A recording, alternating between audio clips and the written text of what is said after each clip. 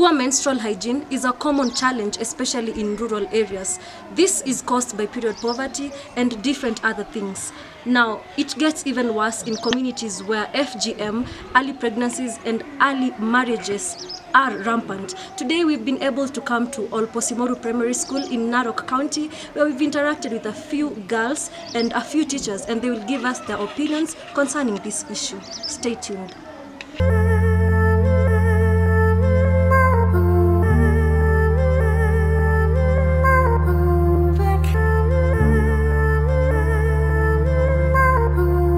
With me here is Melda Kanyugi from Olposimoru Primary School. Gladys Rotich from Olposimoru Primary School. Now, the major thing that we are focusing on today is FGM, menstrual hygiene, and the other things that come up with that, like early marriages and early pregnancies. So, you've been here, working here as teachers. What are some of these challenges that you've faced, especially teaching in an area in these things are so rampant? You get, like you're teaching students, maybe amepotea, ameenda kufanyia ukeketaji. What are some of these challenges that we may face? So some of the challenges that we have faced is like a chronic absenteeism of the pupils. Sometimes they get lost. When you try to follow up, you actually find out that they went to be given out. That's, for instance, in early marriages. You can find the girl is in school, but at the same time, the parents have been given something to do with the mahali. So while he is in school, the mind is not actually set seriously on the studies, because he fears that when will I go to and join that family where I'm supposed to belong. So the mind is not, the mind is always in that, because the girl is sort of stressed. Okay, to me, the challenge we have here is sometimes when they are in menstruation periods, they do not come to school because maybe they fear, because they lack sanitary towels. Again, early pregnancies, because they go to look for boyfriends so that they can get maybe the sanitary towels, the snacks like angumus. Another thing, when we interact with these girls, you find some are saying they buy for us bras, they buy for us panties. So as teachers, we feel pain because we are losing the future generation who could be our leaders. Yeah. So in our session of interaction with these girls, they've told us that the school provides pads for them after every month. Is this true? Then if this is true, then why don't they come to school while you provide them pads? Okay, we provide them pads, but these pupils, some of them they fear to open up. Not all of them open up, but those who are courageous, they come and tell us, please teacher, I need pads. But you find some of them, they fear us. Another thing we face as teachers here, especially the teachers from the localized areas, we find that to approach them, because they see us, we have not gone through this FGM, they degrade us and they fear to open up to us. Okay. Yeah. So you see, when we talk to them, we try to interact with them, they see us as if they are bigger than us, because you find them when they have undergone, they are big moms, they can do everything moms can do. So they fear us. They disrespect. Yeah. Also they disrespect us, but not all of them, some of them. Okay. So we see the problem, it might be the culture or what, even as we are asking ourselves some questions. Also sometimes some of them refuse to come for the baths because they don't see that we are supposed to give them to them. For instance, there is a time that a girl refused to come for the bath, and she went out to ask it from a male teacher. So I don't know why, but it is just like my colleague has said, they just treat us sometimes as big girls because we have not undergone that through FGM. So they simply see us as big girls. Or it's the fear of discrimination. Yeah. Okay. So I've been able to interact with one girl, and I won't disclose the identity. So she has told me that now that December is almost, she has been told by her grandmother that she needs to be prepared for the FGM. And the parents don't support it, the mother doesn't support it, but she's been told, no, you make a decision as you. Are you going to follow what your grandmother is saying, or what I'm saying, or what you're saying? So what do you have to say about that? So those are some of the challenges, but what is there is that in this community that we live in, they value the age. So that girl obviously will follow what the grandmother is talking about, and she refuse to follow the mom because they also value what we call the age. So if somebody who is aged talks about something, even if you see that it is not the right thing, you have to follow it because of the respect of the aged. Yeah. Okay. According to that case, also the guiding and counseling we have been having in our school, we have been interacting with our assistant chief. I hope you saw her. So Yes. we have been with her, and she has been talking to these girls. She has been telling them, if your parents decided to do for you that FGM, please come and open up, come to my office and tell me. I will know how I will help you. Yeah.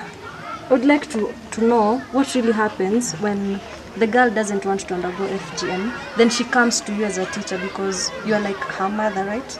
She comes to you and she's hiding under you so that you can protect her from the parent. How is it to you? Does it cause chaos, or how is it? So far, according to me, there is none who has come to report to me. As I understand it, that they do it during the night. So even if you were to report it to me, then and they are hidden, and then it is done during the night, it becomes impossible for that particular guy to report to me before they do it. So it becomes so challenging because it is done during the night, and you will never know whether it has been done. So it is sort of secretive. Yeah. So most cases challenges yenye tunapata hapa tukiwa hapa, wanafunzi wakituletea kama hizo, unajua we are not for this community. Okay. So kitu hiyo huwa tunafanya tukiona, unajua tunaogopa pia. So what we do, tunaweza approach sisi wenyewe the chief or send them to the chief. So you don't involve police officers or something? No. Okay. Now that we've come here under UNESCO, under Kektil, under different organizations to talk about this issue, this theme that most people are shying away from, what are some of your key takeaways? Now you as a parent, you as a teacher, do you think it will impact these girls like going forward? Do you think it will impact the community? What are some of your key takeaways from that? So far, what I can say about this particular kind of sort of seminar, it can really assist the girls because it has sort of enlightened them, and so far you have told them the right process to follow if they are encountered by such a kind of thing. So I can see that right from even the time Michael started coming here, they have really changed. They sort of open up. They are cheerful nowadays because in the beginning they never used it to open up. They never used it to cheer up. But nowadays, during the guidance and counseling day, they really organize themselves, and then they come for us. And like in the past, when they never used it to like this kind of thing, they never used to cherish it. But nowadays, they really like it, and I can say that now that you came, it will put a lot of impact on this, and they will start opening up as time goes by. Okay. Yeah. To me, I see it will have a lot of impact to the parents, because we have seen from the children, even for now, these pupils, even when you are not in the guiding and counseling session, or when we are not in class, since Michael came for us and we started being together with these pupils, undergoing some session, guiding and counseling, learning a lot about FGM. He brought for us videos for early marriages, FGM. So we see these girls, they have interacted with us. Even when you are passing, they call you teacher, teacher. Even the way he's approaching you, Madam Fulani. So, or teacher Fulani, you see, these girls have opened up. Even the community, when these girls change, even the community will change. You see, even when you send them these days, they respect you, they serve you the way you want, but it was not like that before. So we see if these children or these pupils get impacted, even their parents, they will be impacted. Okay, we've talked about the girl child so much, and most people say they are overpowered. What about the boys in this school? What are these challenges that they're facing?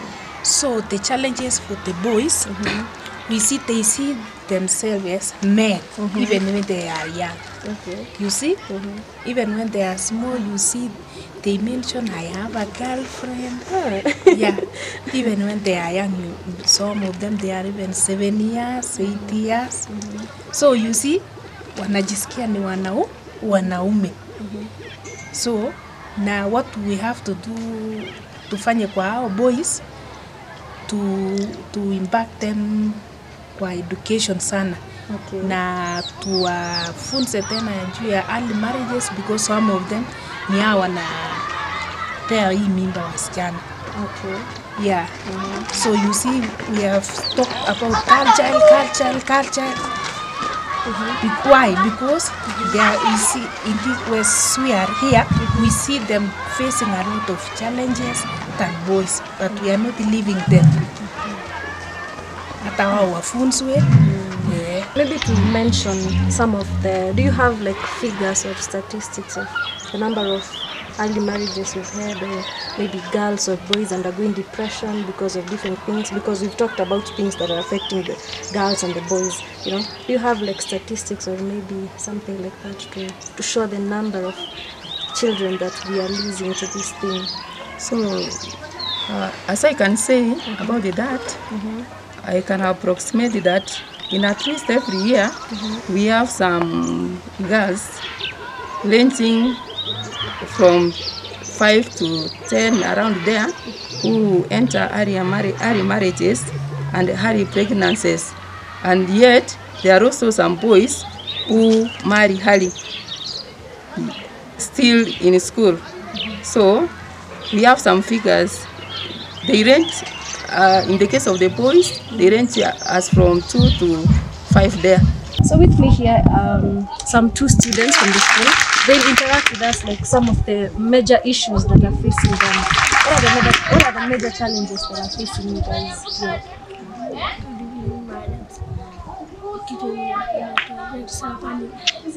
Kazi ya FGM inakosa unapata msichana anasema FGM, anasema kwa jishusha yangu ameshahidi, kwa jina langu ameshahidi, kwa jina langu ameshahidi, must nini. Baada ya kutahiri mimba ndio hiyo, kuolewa ndio sababu mtaenda nayo. So mnalazimishwa kuolewa mapema.